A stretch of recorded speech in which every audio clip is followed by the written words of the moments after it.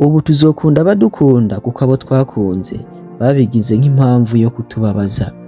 Ubu tuzokubaha abatwubaha kuko abo twubashe tukaha agaciro badufashe nk'aho ataco tumaze. Ubu tuzojana n'abashaka kuko abo twirukiye niyo basigaye baratuvuga uko tutari. Juif, nukuri uzambabarire. Uzambabarire umunsi ntazoba nkibasha kugutelefona. Uzambabarire umunsi ntazoba nkibasha kukwandikira. Umunsi utazoba ukimenya ivyanje. Ntibizoba bivuze ko ndi umwasi wawe canke ntigeze ndagukunda.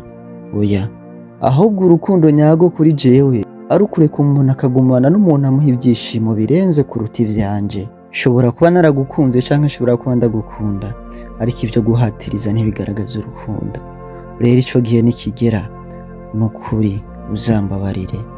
Juif, ntitugeze ngaha kubera atawa duteza imitego, ntitugeze ngaha kubera atawa tuvumye, ntitugeze ngaha kubera atawa tugiriye nabi, ahubwo tugeze aha kubw'umugambi w'Imana.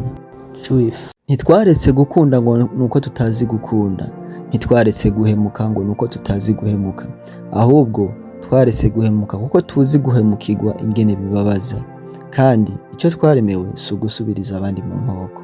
Juif, twese dusangiye isi ariko ntidusangiye ibibazo muri ubu buzima.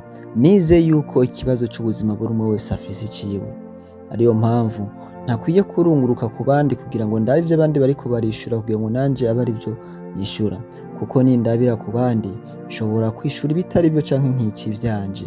Mugenzi, hangana n'ibibazo vyawe, urondere inyishu ibibazo vyawe, urekane n'ivy'abandi kubera ko ntimusangiye ibibazo. Buri umwe wese afise ikibazo ciwe aha mw'isi.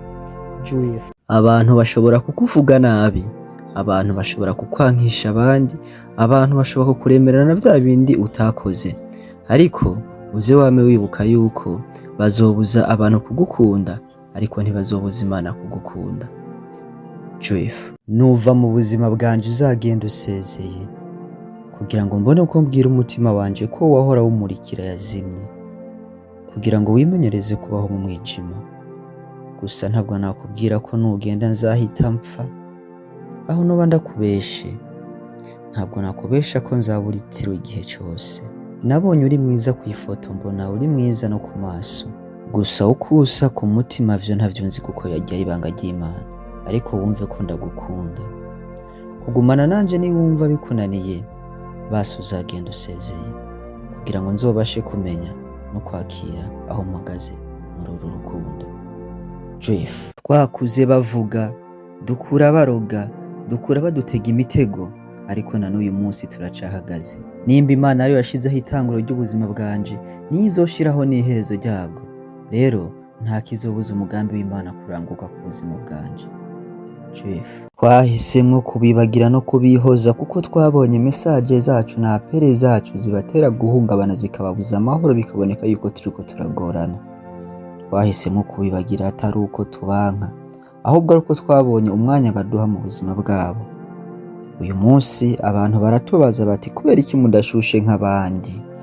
Natwe tukabihorera kuko twibuka yuko nabo twashuhiye vyarangiye baduturiye.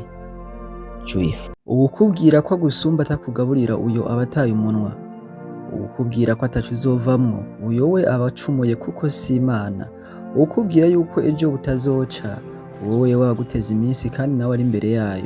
Turi mu bihe yaho abantu bashaka kwigira Imana mu buzima bw'andi bantu nabo bakibagira ko ari abantu, ariko kuri nuko twese turi mw'isi, buri umwe wese yanyagirwa. Kandi nk'uko Imana itaremye umutunzi n'umukene ahubwo ikarema Adamu na Eva, nawe watera imbere ukabigeraho kuko ntawe wivukanye, ntawavutse yitwa iryo zina umutunzi. Juif.